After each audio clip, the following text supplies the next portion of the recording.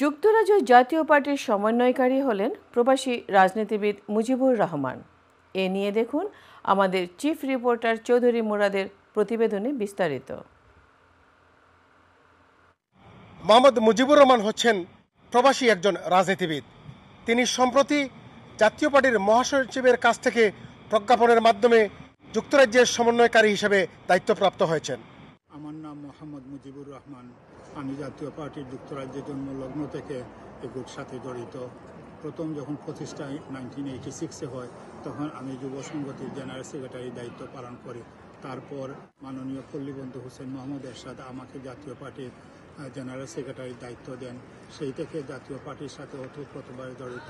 এর মধ্যে বিভিন্ন সময় বিভিন্ন দায়িত্ব পালন করেছি। যুক্তরাজ্য জাতীয় পার্টির সভাপতির দায়িত্ব পালন করেছি এবং ইউরোপিয়ান কোঅর্ডিনেটরের সমন্বয়কারীর দায়িত্ব পালন করেছি। সম্প্রতি একটি প্রজ্ঞাপনের মাধ্যমে আমাদের মাননীয় চেয়ারম্যান জনাব জি.এম. কাদের সাহেব এবং মহাসচিব জনাব মুজিবুল হক সুন্নু সাহেব আমাকে যুক্তরাজ্যের জাতীয় পার্টি সমন্বয়কের দায়িত্ব দিয়েছেন।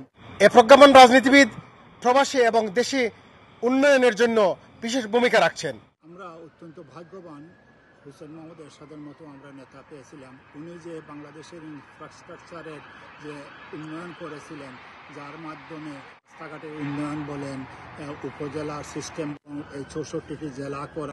প্রবাসে এবং দেশে তার দেশীয় উন্নয়ন এবং সামাজিক, সাংস্কৃতিক এবং রাজনৈতিক উন্নয়নে আরও বিশেষ ভূমিকা পালন করবেন বলে তার এই পদাধিকার আরও উৎসাহিত করবে, এমনই প্রত্যাশা রেখেছেন জনাব মুজিবুর রহমান। আমি জাতীয় পার্টির একজন কর্মী হিসাবে আমি নিজকে ধন্য মনে করি। জাতীয় পার্টির মতো একটি সুন্দর দলের আমি মাঝে মধ্যে প্রতিনিধিত্ব করছি প্রবাসে, সেটা আমার সৌভাগ্য আমি বলতে হয়। বিশেষ করে জাতীয় পার্টির নেতা হোসেন মোহাম্মদ এরশাদ আমাদের প্রবাসে আমাদেরকে দিয়েছেন অনেক কিছু।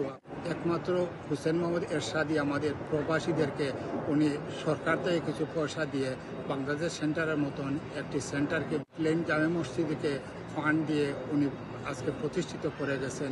এইভাবে আরও অনেকই আছে, সেটা আমি অত্যন্ত গর্বের সহিত স্মরণ করছি। Chowdhury Murad, INTV news, London.